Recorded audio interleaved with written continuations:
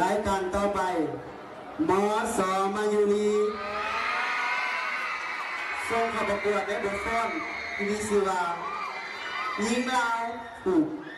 คลองเมืองซึ่งจะเป็นยังไงนั้นติดตามรับชมรับฟังไปพร้อมๆกัน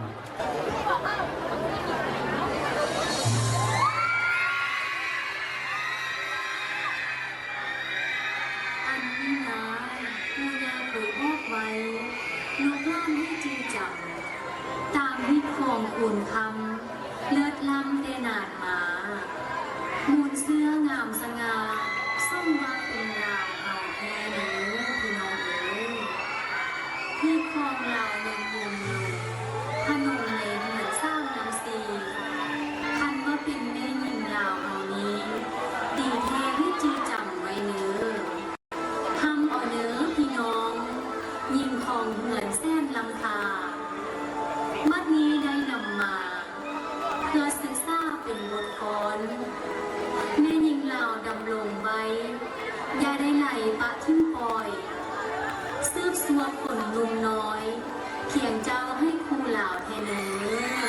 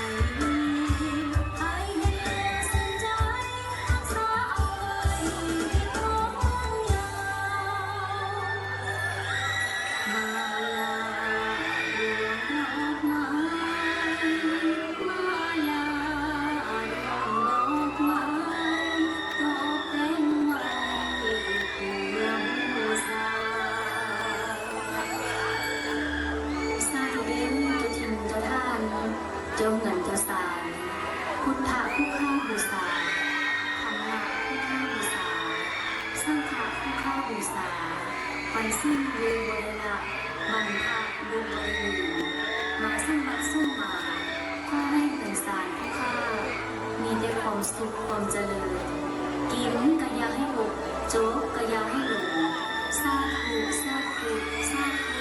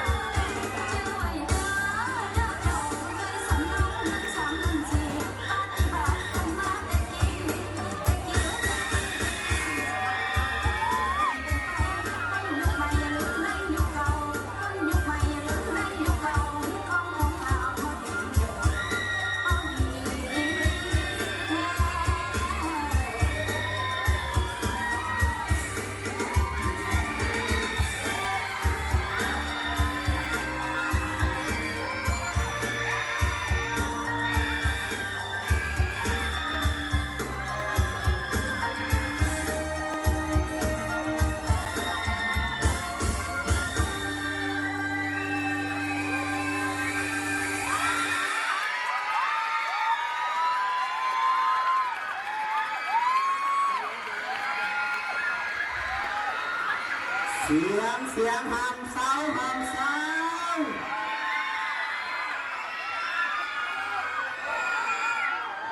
เอาอีก